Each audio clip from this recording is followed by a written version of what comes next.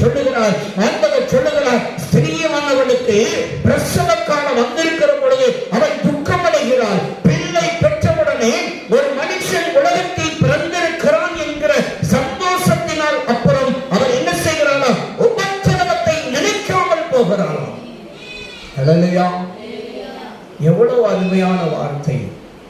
உங்க காரியம் நடந்து முடிந்ததுக்கு அப்புறம் உங்க உபத்திரவத்தை நீங்களே மறந்துடுவீங்க. ஆண்டவர் சொல்றார், இன்றைக்கு நீங்கள் உபத்திரவத்தை நினைத்து நினைத்து நினைத்து துக்கப்படுறீங்க. உங்கள் உபத்திரவங்களை நினைத்து நினைத்து கவலைப்படுறீங்க. ஆண்டவர் எந்த காரியங்களை நீங்கள் உபத்திரப்படுகிறீர்களோ, எந்த